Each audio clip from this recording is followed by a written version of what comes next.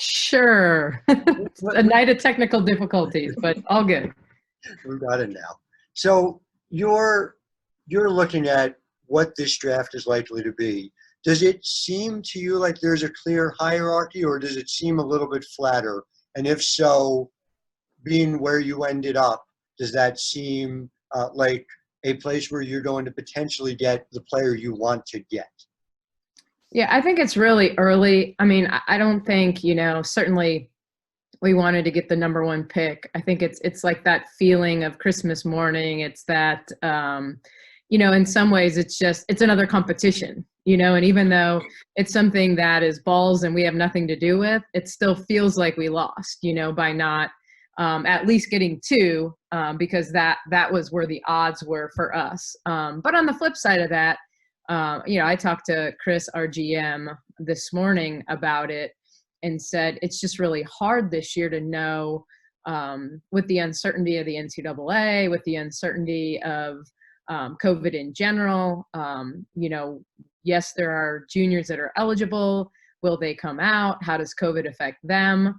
And on top of that, not having a Asia Wilson, Brianna Stewart, one of those type players that you really feel like you've lost if you don't get the number one pick, because those are franchise championship type players. And so, I think as the season plays out, we'll do our homework. The draft may very well depend for us on what happens in free agency. And so if free agency goes the way we want it to go, then we fill in with the draft that way, as opposed to thinking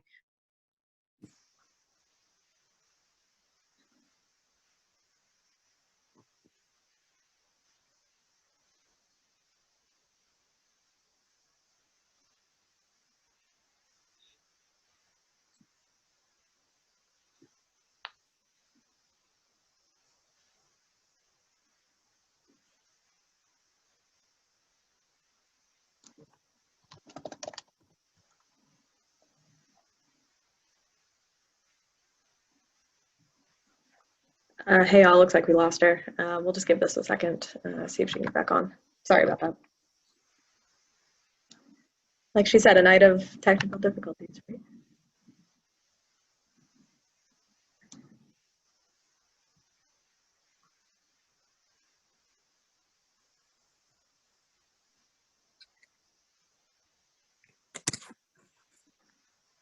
There we go. All right, I'm on my iPad now, so I'm sorry, everyone. I don't know what's going on. I don't know if I have Wi-Fi issues. I have no idea. So I don't know where I was at when I cut off. So we're talking in terms of free agency. You said, as opposed to thinking of, I think you were about to say, as opposed to thinking of the draft as the primary means of improving this offseason or something like that. Exactly. So I think, ultimately for us, it'll be a matter of, truly going into free agency and trying to address, what our greatest needs are, and then figure out potentially through the draft how we make ourselves deeper, how we make ourselves better, but really evaluate what we need once we get through free agency. Michelle Vopel, we'll go to you. Hey, Coach. I know this is sort of like trying to put together a puzzle where there's so many pieces you don't even know now. But what do you think you most need? If that's going into free agency, if that's what you think you'll need after free agency, just to sort of maybe give us an idea of what you may think you'll be looking for in the draft. Well, I think for the most part, we need depth in the post. I think as much as anything, I don't think it's any surprise when you look at the success of Seattle, of LA, of Connecticut at times. It's that versatile. We like to use the term hand-skilled four player, and so that player that can really handle the ball, pass it, shoot it, take it off the rim, and get us into offense. And so, there aren't a lot of Brianna Stewarts, but someone who can really affect the game in kind of a point forward position. And you certainly have players that do that in different ways and are better at some things than others. But I think that is something that for sure, statistically, we just didn't shoot the basketball very well outside the paint. in the post, and so really being able to stretch the defense, with our posts. Thank you. Pepper Persley, go ahead. Hi, Coach. Nice to talk to you again today. It's good to have you on here, Pepper. Thank you. It's good to be talking with you. How are you scouting when you can't watch players in person? Well, we can a little bit watch players in person, but certainly, we won't be able to probably see as much with a lot of the rules and restrictions and quarantines going from state to state and even internationally. So, we always do a lot of work with film first. When you think about who the draft prospects are, whether they've played 1, 2, or 3 games so far, we've already watched them on Synergy and gone back. If we haven't watched them live, we're bantering about them live, in group text, and then we go back and we watch it on Synergy, and so it's not that different than normal, but there is a component to watching a player in person and seeing their mannerisms, sometimes even seeing how they warm up. I'll always make it a point to get to a gym early to see what kind of workout they go through, or are they someone that just kind of sits and watches, and there's no wrong thing. You just want to be able to evaluate, each part of their game. And I think as much as anything, we really want to see them on the practice court, because practice habits oftentimes will carry over and show you like how committed a player is to getting better. Because when the lights come on, you see one thing, and when they're not as bright and they're in the gym and it's a 2 or 3 hour practice, you see a different side of a player. Thank you so much. You're welcome. Jamila Johnson, we'll go to you. Hey, Coach. Thank you for your time. Sure. So my question is, I know it's kind of early, so I don't know if you have an update or a status update as far as whether or not Tiffany and Renee will be back. And if you do know, are you kind of considering that in terms of who you're going to pick in free agency and also for the draft? Yeah. I think with Tiffany's situation, I don't have any doubts that she'll be back. I mean, she, certainly chose to opt out this summer, but has another year under her contract, and hopefully with the vaccine and we will be back playing in arenas and not kind of in that bubble environment. So, I anticipate that Tiffany will be back. She and I text regularly. They had a big win today in EuroLeague play. And then, talked to Renee last week with Chris Cienko. And, I think she's still in that mode of trying to figure out what she wants to do. She loves basketball.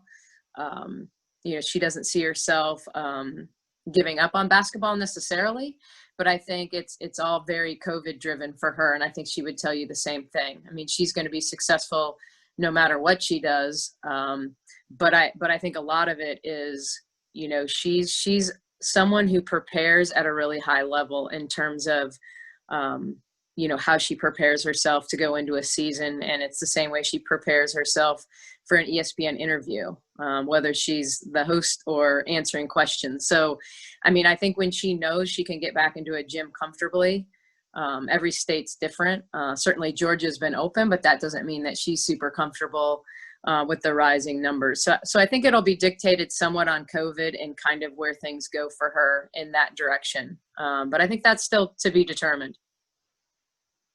Thank you. Bailey Johnson, we'll go to you. Hey, Nikki. If things go as you hope it to in free agency, or even if it doesn't, how do you balance picking best player available versus drafting for positions of need? Yeah, I mean, I think it's not an easy balance sometimes. I think this may be a draft that's very much a best available.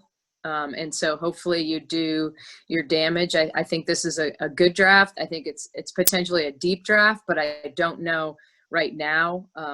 We don't have that hierarchy of players in terms of who fits where right now. And certainly certain teams may at this point based on need, or maybe they just love one player or another, or anticipate a player is going to come out that fits a need. And so I think for us, we have to look at free agency as our first priority. And then, from there, sometimes it's great as a draft pick to be in a situation where you're needed and you have to come in and you have to perform for the team to be successful. Kind of i.e. Kennedy Carter. And other times you have players that are drafted in the top 5 and it takes some time. I mean, even Morgan Tuck in Connecticut, Rachel Banham in Connecticut were 3 and 4, and there was depth in those positions. And so it took time for them to find their, place and space. So I think sometimes it's just going to come down to what's the right pick and, where are we looking, 1 year, 2 year, 3 years down the road in terms of, who's coming off contract and, getting a player necessarily ready to be in those roles as opposed to anticipating that they have to come in and impact us, because I think we're pretty deep. And if we go get, basically a post who can really handle the ball and shoot it, then I'm not sure that what we draft isn't, just best available that can be a great player, long-term for us. Eric Wilson, go ahead. Nicki, thanks for doing this. I had a question kind of off of the basketball court, if you will. Atlanta has seen a lot of change, especially this year. And I was just curious to know the Dream's involvement with the continuation of speaking out on the social injustices that exist. Well, I mean, obviously we've been in a unique situation, and even with the runoff going on here in Georgia, I think Georgia's become the spotlight of the nation, in terms of who controls the Senate. So, there's still a lot going on. I think our players are still staying engaged. We're still supporting, initiatives that they have. But I think we've always had to toe the line to the best of our ability, understanding that, we had an owner that was running for Senate and continues to do so. So, I think when it comes to the broader picture of Black Lives Matter and, I think we're still supporting the initiatives that are out there.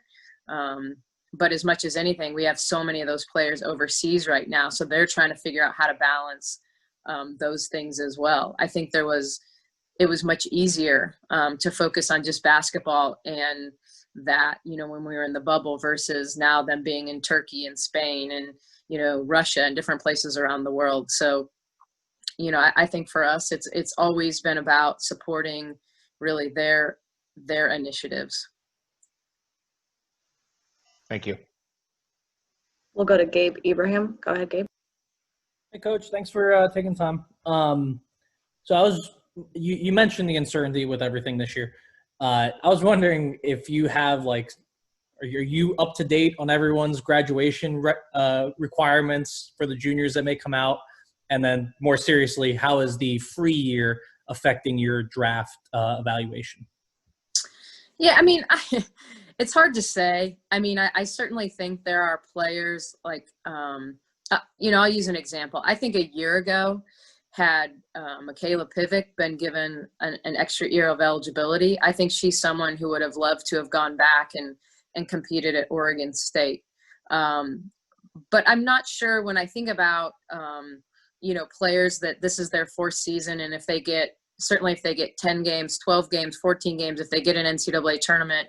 And I think a lot of the top seniors, I think, and this is certainly a guess, but, these players know. I mean, there's a finite amount of time to make money playing sports. And so, while, I'm as big a fan of college athletics as anyone, having been in it many, many years, and certainly see value in players having extra eligibility, I also think that a lot of times players, hit that point where it's time to say what's next. And so, will there be a lot of seniors that come back for a 5th year, or 5th year seniors that come back for a 6th year? I mean, in some ways, the NCAA, that's kind of a little bit their own mess to deal with.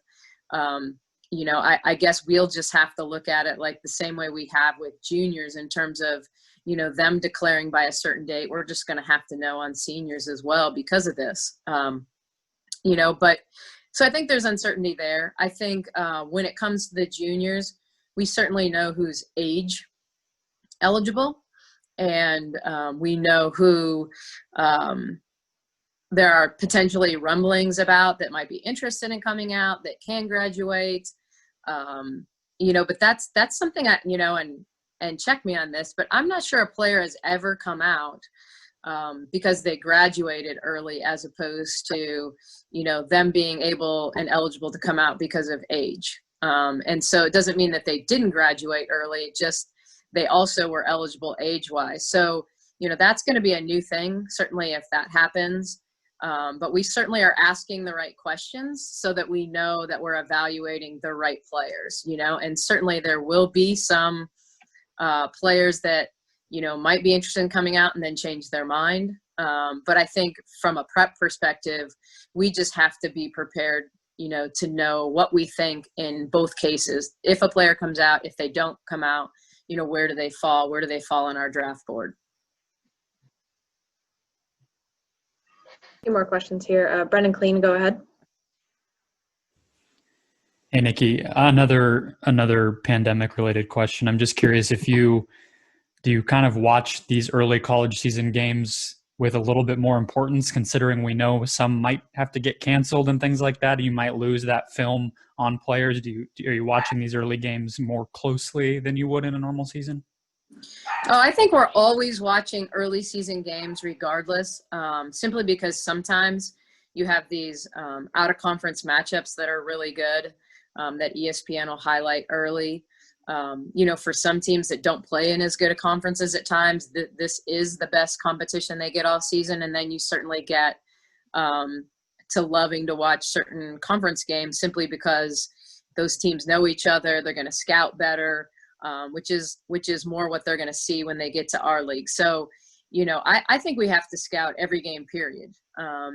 We've got to get to as many games as we can safely and, socially distance and all those things. But at the same time, we're all in a technological world where we have games at our fingertips all the time. And so we're going to be evaluating all of them, especially with key prospects, with players that we think maybe are, first round type picks. We're going to be really evaluating them. And then as the season gets along and you start to figure out who you like better, or, who's made progress from a year ago, then you start to turn your focus a little bit to, okay, well, what's going to be in the second round that we might like, and start to evaluate that as well. So I think the tough part, for me, COVID related, the thing that's most frustrating this year is I just would like to get out internationally. I think there are some international prospects that I would love to see in person. And I think this is going to be a tough year to do that. So, we'll just see how it all unfolds. Thank you. All right, last two questions. We'll go to Erica Ayala and then finish it with Yukiri Thomas. Thanks, everyone. Thank you. Coach, I wanted to ask you about the draft pick or that you will have, the high draft pick in particular.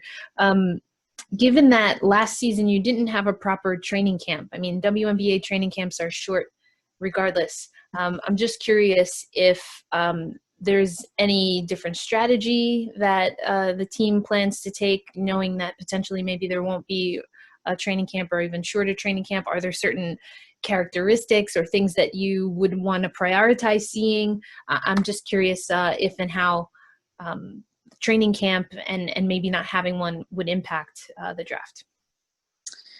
Well, I think we have, in some ways, at least the luxury of understanding, kind of what that looked like this past year. And as much as, we didn't have a traditional training camp, we still at least had a couple weeks of practice with some scrimmages. And, unfortunately, we only had 9 players, which made it a little more difficult, but, got my assistant coach in shape a little bit in June. So, I don't know that we approach it any differently other than, who fills the gaps that we have. I mean, I think, you're always going to care about your culture. You're always going to want the right pieces, the right personalities, but also the right skill sets. And so, I still think it comes down to all those pieces together.